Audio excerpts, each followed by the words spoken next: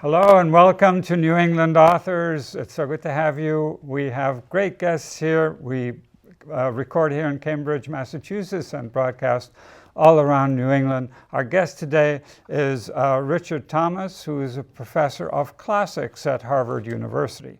Now, we would expect a classics professor. Welcome to the show. We'd expect you to talk about Homer, about Euripides, about Ovid, and so on. And lo, you have a book about Bob Dylan. Please tell us the history. It's great to be here. That's partly because Bob Dylan has started reading Homer and Ovid and Virgil in the last 20 years or so. And so I've picked up on that in a freshman seminar that I've been teaching since 2004. And the book doesn't just deal with that, but it deals with the way that Dylan, as a classic in our time, really belongs in that tradition, partly because Did you know that at the beginning when you started being a classical, a fan of Bob Dylan? No, that I was was a fan of Bob Dylan from the age of 15. Probably in the 1990s, I started thinking of his music and his lyrics as being similar to some of the lyrics of the poets of Rome, particularly love poets like Catullus, who generally are writing about love that doesn't work out, which sort of resonates with Dylan too. And then in 2001, when Dylan actually started sampling, channeling, stealing lines, first of all from Virgil's Aeneid, and then later Ovid, then Homer, it became a more emphatically academic sort of connection. Well, I'd like to talk about all of that, but can I first ask you about classics in general? Now, Sure. You mentioned in your book that at one time Latin was the most popular language taught in schools. In fact, it was taught more than all the other foreign languages put together.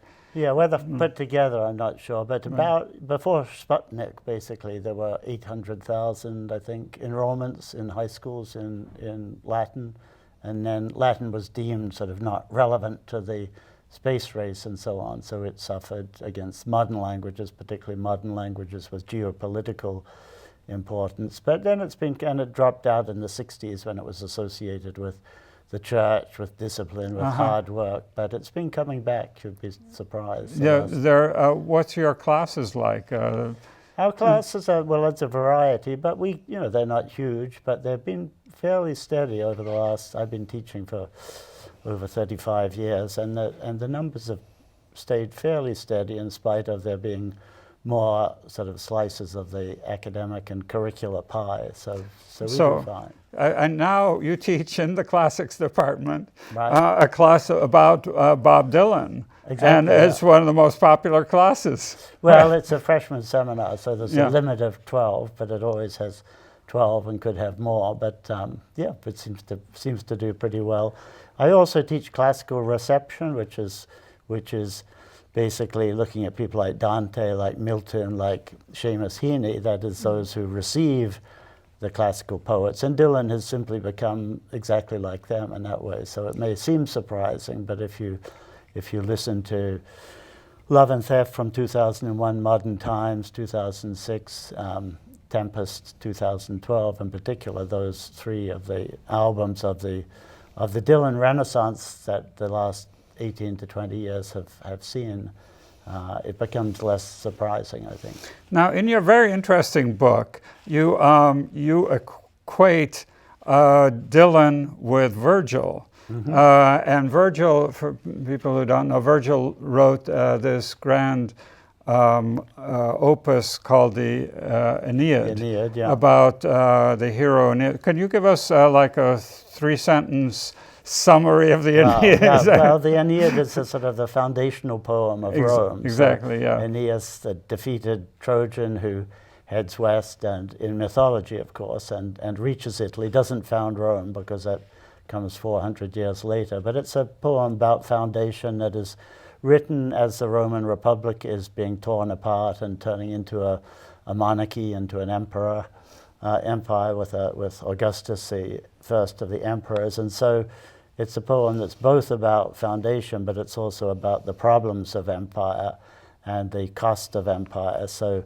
Dylan, who starts singing in the 60s when the Vietnam adventure is happening, I think coincidentally is singing in a time and a place which looks like the time and the place that Virgil is writing poetry in. So yes, so Virgil was writing just before the time of Jesus Christ, right? yeah, Yes, he died yes. 19 BCE. Yeah. Yeah. So, but he's writing the Battle of Actium is when Augustus, the future Augustus, is left as the last one standing after defeating Antony and Cleopatra, and that's when really the Republic is dead at that point. So After a whole bunch of civil war. exactly, yeah. Yeah, after years of civil war. Yeah. And is that, so that's like Dylan? Well, the 60s in America particularly, and then the first century in Rome, basically the turmoil, not just wars, but culture wars, so upheaval, sort of conservatism pushing back against the avant-garde poets and others is precisely, in my view, well, it's never precise, but it's generally a very sort of comparable period. And then when you get a genius who simply transforms the literary or musical world in that setting, again, that's a further sort of coming together of the sort of the two images of the two artists. I mean, basically artists whom, after they've gone, you can say things would have been different if they hadn't existed. And Dylan's that way, Virgil's that way. Not just Virgil, the poet Catullus from the generation before is one who looks even more like Dylan in some ways as a sort of as somebody who's just changing the world around him. So you said that Dylan studied Catullus and Virgil, right? And Ovid. Yeah, he started reading them and integrating them into the song. Right. Starting maybe in 78, Changing of the Guards. There's some Virgil in that I found, but more seriously in 2001. So that's different from the fact that Dylan took Latin in Hibbing High School in northern Minnesota and joined the Latin Club. I don't think he probably learned too much Latin back then. And that was really the year before music began to engross him, even in high school. But I think Latin got that last bit of him, and seeing all of the Rome movies, sort of Julius Caesar, Mankiewicz's Julius Caesar, with Brando, who was one of Dylan's favorite actors, through The Robe. Dylan mentions these films, and he saw them in his uncle's movie theater, one of the theaters in Hibbing. Yeah. No, you talk about intertextuality. People use other people's works, right? You use other people's words. So you start with Virgil using Homer's words, right? So Homer wrote several hundred years before, and then you talk about folk singers very liberally using each other's works and so on. Can you talk about this in relationship to Dylan and tell us what's the difference between intertextuality and plagiarism? Yeah, well, they're really the same thing. I mean, first of all, Virgil was accused of plagiarizing Homer in antiquity, and is said to have replied, if anyone thinks they can steal a line from Homer, let them try it. They'll find out it's harder to do that than to steal Hercules' club from him. By that, I think he meant stealing, as T.S. Eliot put it, immature poets imitate, mature poets steal. That is, make their own, make it better from the place, or at least different and good in different ways from that which they stole. And hip-hop, sampling in hip-hop, all literature is sort of stealing. It doesn't exist in a vacuum. And Dylan, folk and blues, who owns that? Yeah. So if you look at Dylan's blues record from 1992, World Gone Wrong, where he's doing blues covers, and then look at a lot of the recent sort of original blues, but they're not original either. Rolling and Tumbling is sort of stolen, titles stolen, or Muddy Waters thefts, but new Dylan lyrics which regenerate, but also in the narrative complexity and the stories that they tell are adding something new. So I would say that's successful. So in your book here, you have many kind of graphs, shall we say, or columns where somebody said this, and somebody else said about the same words. So, for example, Dylan said these words, and Ovid had these same words. Yeah. I mean, I'm not the only one. A New Zealander, first of all, got on the track of this. A specific translation of Ovid's exile poems by Peter Green, the Penguin translation. It has to be the specific translation, otherwise the words will be different. And about 18 to 20 or more lines from Ovid are stolen by Dylan on the album Modern Times across sort of 5 or 6 different songs. And I'll give you just one example. So Ovid writes in exile to the Emperor Augustus, right. Why am I exiled? Other people did worse than I did. No one could ever say that I took up arms against you. So that Dylan read that and he noticed the poetry of it, and it goes into a song called Working Man Blues No. 2, which is addressed to a woman. The affair is over, but the memory of it's still alive. And the line, no one could ever say I took up arms against you, is just marvelous. It's now metaphorical. It's not the real arms that Ovid was talking about. And that's a wonderful instance of theft or plagiarism. What Dylan has called it transfiguration, and this is some rather interesting, one particular interview in Rolling Stone called Dylan Unleashed, where he really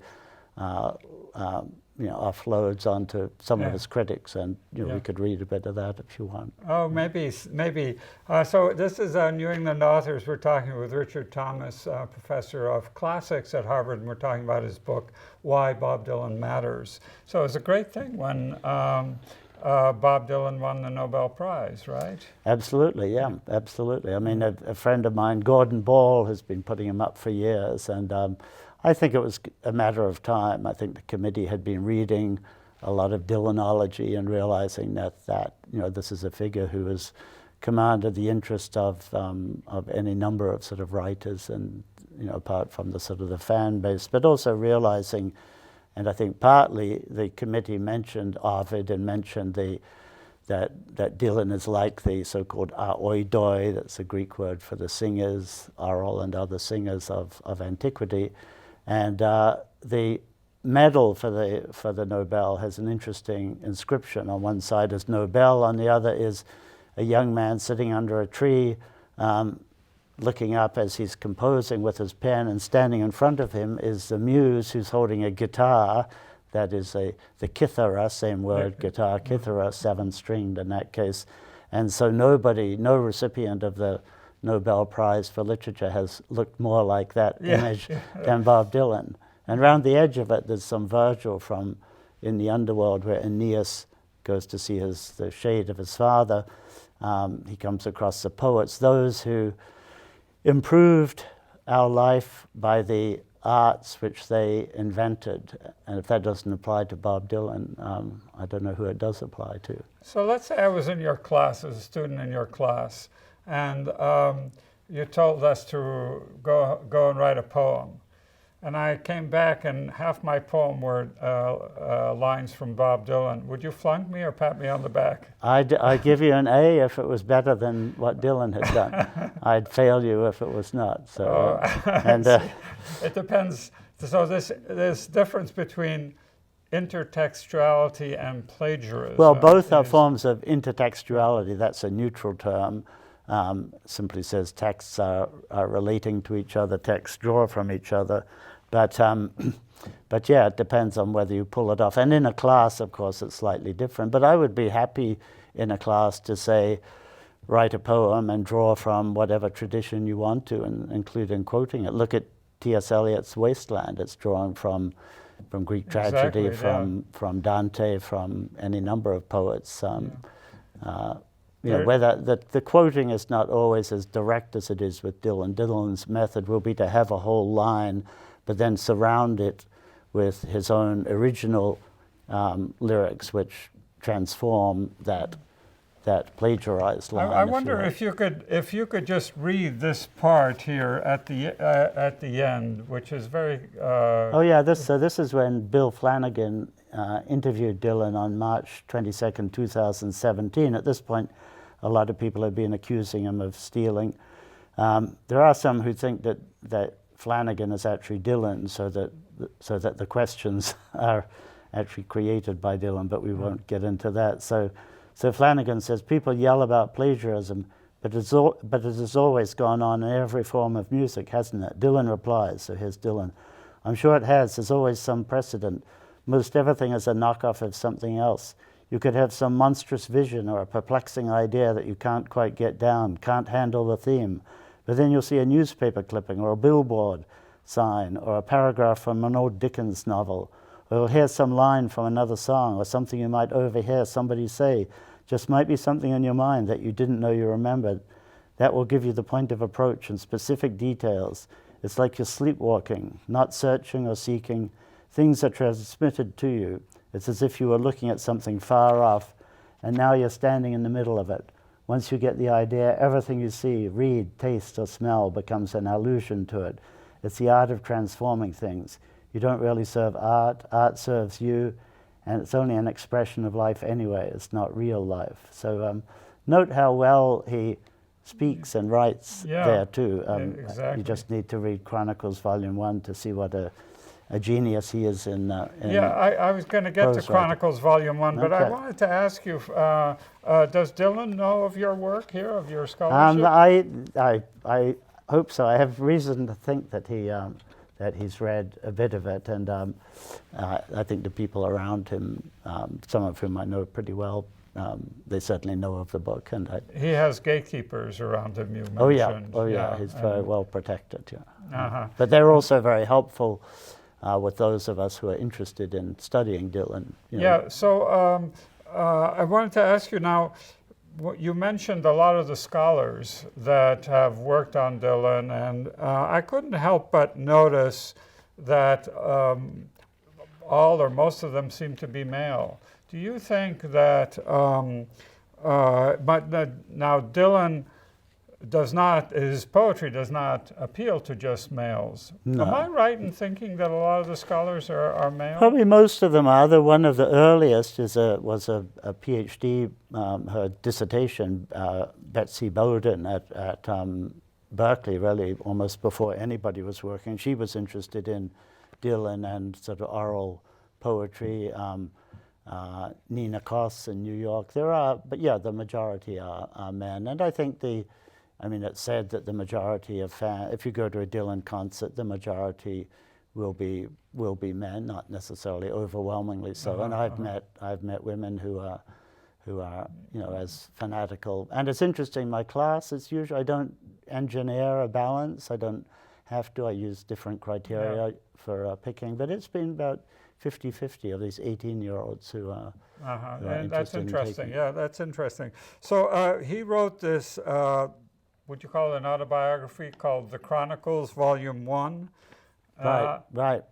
Yeah, it's I guess the Library of Congress would probably call it autobiography, but it's a memoir. I think I've talked about it. I have a chapter on that and some of his other writings, and I think chapters 2 and 4 are almost fiction. They relate to periods of his life. The first one, he's in the village, right from the very beginning. Greenwich Village. Greenwich Village, in New York, yeah. And then the fourth from the making of Oh Mercy. But the embellishment was just marvelous. I mean, just wild and extravagantly written imagination that is based on that experience of those times. But I think it's and he talks about it. He's talking about folk music and how everything came from folk music, and in folk you can tell the truth, and that's fine and good, but you can also tell the untruth. And then he launches into a couple of sequences in that chapter which look pretty untrue, but also all well and good as well. Yeah, well, as well as his inspiration from the classics, especially classical Rome. He was inspired by folk music, right? Oh, sure, folk tradition. Yeah. And he sang Woody Guthrie a lot, yeah, I think. Yeah. I mean, he starts out in high school, of course, as electric. I mean, Little Richard, everyone knows, it's on his high school yearbook. But it really, in Dinkytown and then in the village, it's folk music. Woody in Minnesota, then, and probably one of the reasons he heads for New York. I don't think the only reason. And he's given a couple of in 2015 the Music Cares Acceptance Award, where he talks about folk, and he has these riffs where he says anyone who sang, who sang John Henry as often as I sang John Henry would inevitably write Highway 61 Revisited, and he launches into the sort of the second stanza of that. And then particularly in the Nobel lecture, not the acceptance speech, but the lecture in June of 2017, which is on YouTube with a sort of light jazz piano accompaniment, about a 30-minute talk, which I think is the most valuable statement by Dylan of his art. And after starting with Buddy Holly, he talks about getting the folk vernacular, that is, just inhabiting the world of folk music in his creative mind and becoming the figures of folk who then get transformed into the songs that he's writing.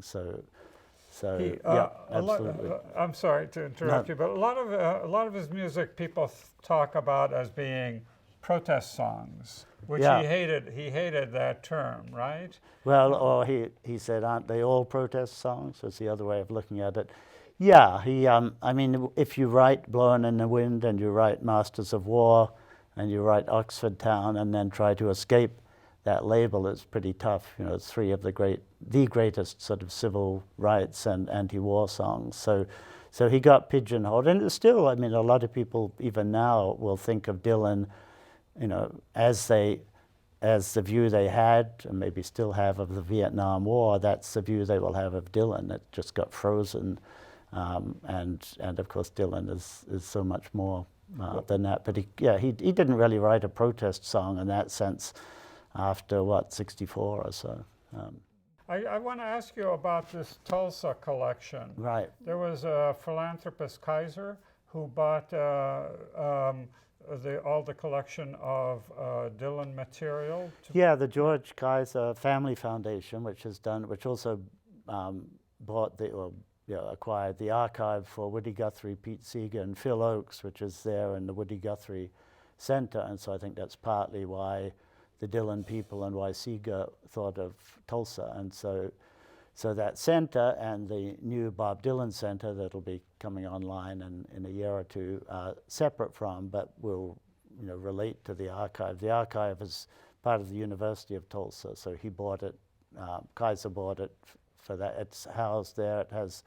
I've been there 3 times. I guess I'll go again next month. And it has just thousands of song drafts, of the typescript of Chronicles, of, if you're interested in the tambourine man, the tambourine that maybe was the background. Mr. Tambourine the Man. tambourine, Yes. is there that is said to be the jacket that he wore when he went electric at Newport. Yes, at that Newport festival when people called him a But traitor most of or those are museum pieces. They're interesting, but basically Dylan art is the hard worker, the songwriter who will work at a song until he gets it right, until it's just right. So that belies the casual attitude that artists generally have. It just came to me. It took Blowin' in the Wind took 10 minutes and so on. But, But the reality emerges from this wonderful archive. Do you know how many songs he wrote